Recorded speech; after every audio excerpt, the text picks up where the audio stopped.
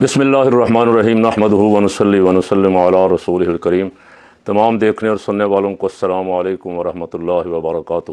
کئی دنوں سے خبر چل رہی تھی کہ اسرائیل ایران پہ حملہ کرنے والا ہے۔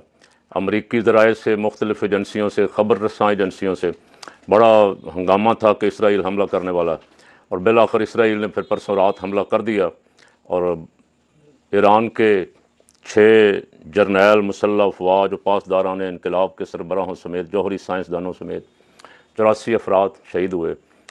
بہت زیادہ ایک دم ان لوگوں کے دلوں میں جو اسرائیل کی بربریت اور جارحیت کے حامی نہیں ہیں، جو ہر اس ملک کے حامی ہیں جس پہ ظلم ہو، جو مظلوم ہے، ان کو بڑی مایوسی ہوئی۔ اور یہ پہلی دفعہ نہیں ہوئی، کئی دفعہ پہلے بھی ہو چکی کہ ایران کے اندر ایران کے بڑے بڑے نامی گرامی آدمی، جرنیل، کمانڈر، حتیٰ کہ پچھلے سال بھی کچھ مہمان بھی شہید کر دیے گئے، لیکن اس سے بھی لوگوں نے کہا، اس وقت بھی یہ آواز اٹھی کہ اندر سے کوئی سیکورٹی لیکس کا مسئلہ ہے، کہ اندر کچھ منافق بیٹھے ہوئے ہیں جو مخبری کرتے ہیں، مخبر خبریں، اسرائیل کے ایجنٹ بیٹھے ہوئے اس وقت بھی۔ اب مجھے حیرانگی مجھے بھی بہت ہوئی اور افسوس بھی ہوا کہ کئی دنوں سے خبر چل رہی تھی حملہ حملہ حملہ حملہ، اس کے دفاع کا کوئی انتظام نہیں کیا گیا، یا ایران کے پاس اتنی قابلیت نہیں ہے کہ ان کا دفاع کر سکتا، ایسے ہتھیار نہیں ہیں کہ دفاع کر سکتا، یا کچھ اندر کے غداروں نے اسرائیل کے ساتھ مل کے یہ سارا کچھ کروایا کہ 6 قابل ترین افراد، جو اہم ترین آرمی چیف اور پاسداران انقلاب کا چیف اور ایٹمی سائنسدان، ایٹمی پروگرام سے اسرائیل اور امریکہ کو تکلیف ہے، کئی سالوں سے ایران پہ پابندیاں لگائی ہوئی ہیں۔ اسرائیل کو اجازت ہے، کھلی چھٹی ہے، جو مرضی ہتھیار بنائے، جس کو مرضی مارے، جس پہ مرضی حملہ کرے، اس پہ کوئی عالمی قوانین لاگو نہیں ہوتے۔ ایران پہ اور پاکستان پہ اور اسلامی ملکوں پہ ایسے عالمی قوانین کا نفاذ فوراً ہو جاتا ہے۔ آپ کو یاد ہوگا اقوام متحدہ کی قرارداد عراق کے خلاف، افغانستان کے خلاف، لیبیا کے خلاف، اور اس پہ عمل درآمد اور ان ملکوں پہ حملے، اور ان ملکوں کی اینٹ سے اینٹ بجا دی گئی، لاکھوں افراد کو قتل کیا گیا، یہ سارا کچھ ہوا، لیکن اس پہ کوئی عالمی قوانین کا اطلاق نہیں ہوا۔ نہ آج تک بش کو کوئی جنگی جرائم کا مرتکب قرار دیتا ہے، نہ اوباما کو، نہ کلنٹن کو، نہ جو بائیڈن بے غیرت کو، وہ سارے کے سارے بری ہیں اور صاف اور شفاف پانی کے دھلے ہوئے ہیں۔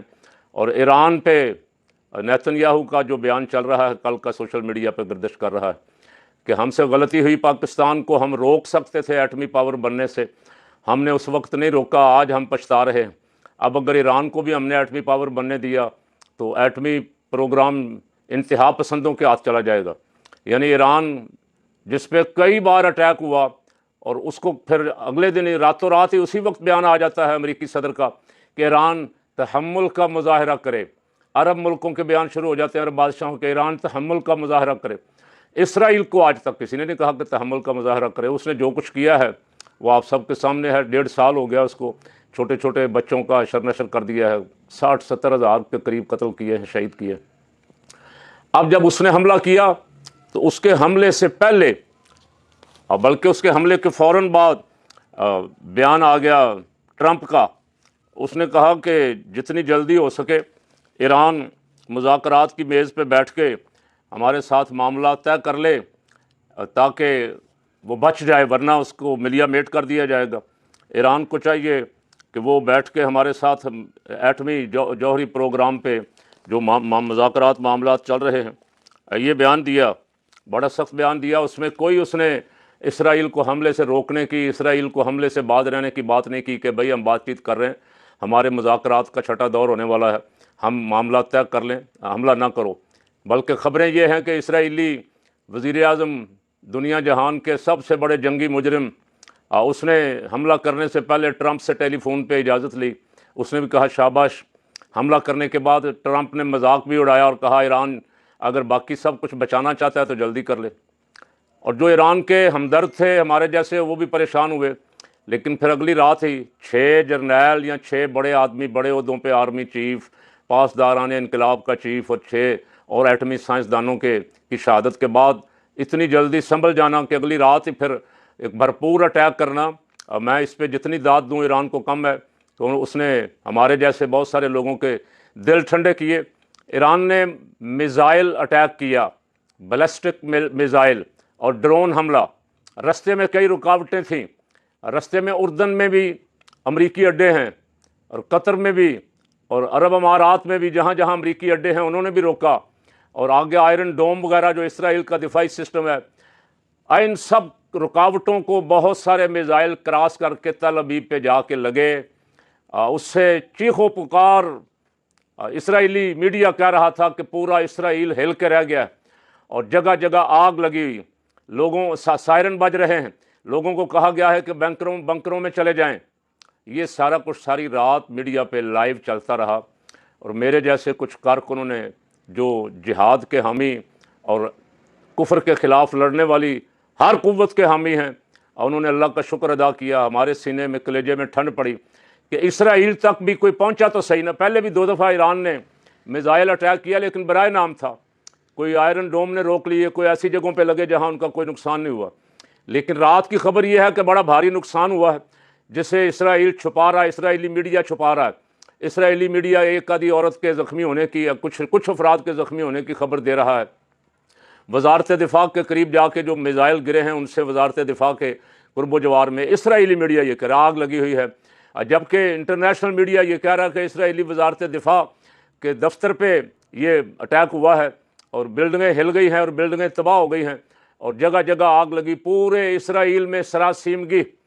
اسرائیل میں بھی کئی دفعہ وہ اپنے ظالم وزیر اعظم کے خلاف سڑکوں پہ نکلے ہیں، احتجاج کیا ہے انہوں نے، لیکن بعض بدبخت فرعون اور نمرود اور یزید ایسے ہوتے ہیں جو نہ تو عوام کی سنتے ہیں، نہ اپنے دائیں بائیں ساتھیوں کا مشورہ مانتے ہیں، نہ انہیں لوگوں پہ ظلم کرتے ہوئے کوئی ترس آتا ہے۔ یعنی فرعون بچوں کو ذبح کرتا تھا، یذبحون ابناءکم، لیکن اسے چھوٹے چھوٹے بچوں کو قتل کر کے بھی ظالم کو کوئی ترس نہیں آتا تھا۔ جب اس کو ڈبکیاں لگیں اس وقت اسے پتہ لگا کہ کوئی طاقت اور بھی ہے، میں تو جعلی اور جھوٹا خدا بنا ہوا تھا، اصل خدا تو کوئی اور ہے۔ پھر یاد آیا اس کو۔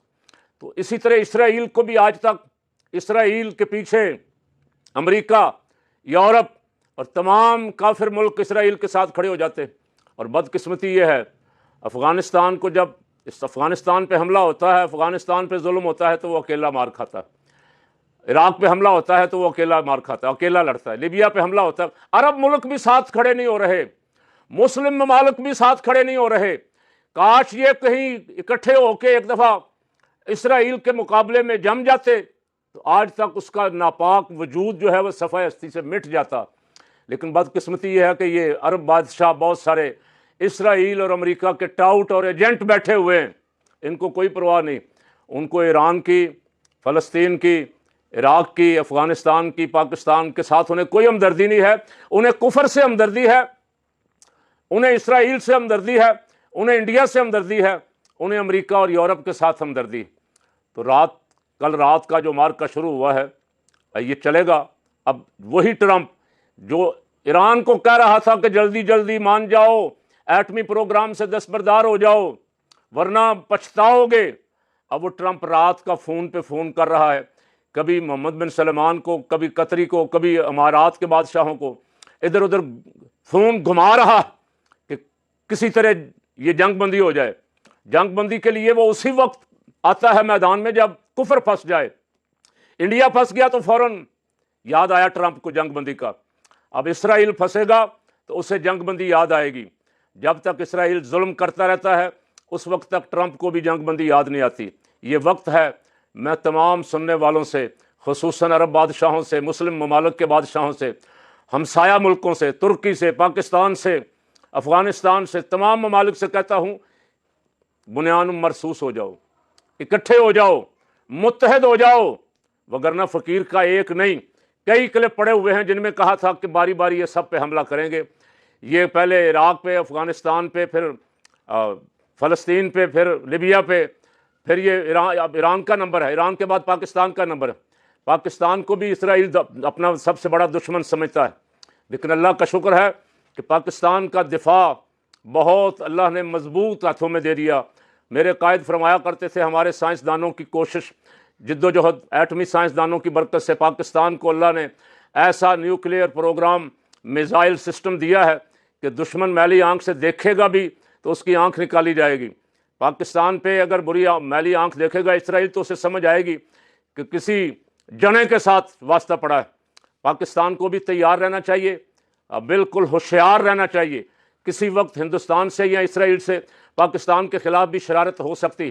پاکستان کی افواج، پاکستان کی ایئر فورس، الحمدللہ یہاں ایک ایک جوان جو اس میں بھرتی ہوا ہے شہادت کی تمنا اور آرزو لے کے بھرتی ہوا ہے۔ جب کبھی بھی مارکا کفر و اسلام پیش آتا ہے تو اس وقت ان کے جوہر دیکھنے والے ہوتے ہیں۔ اللہ ان کو سلامت رکھے۔ اور مجھے خوشی ہوئی کہ پاکستان کی وزارت خارجہ نے بھی، وزیر دفاع نے بھی، شہباز نے بھی، اور نواز جو مودی کی باری نہیں بولا تھا وہ بھی بولا، اور سب نے اسرائیل کی مذمت کی ہے، ایران کی حمایت کا اعلان کیا ہے۔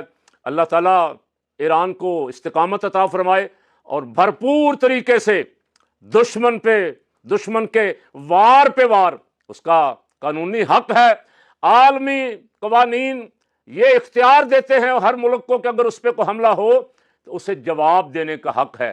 ایران نے اپنا حق استعمال کیا ہے۔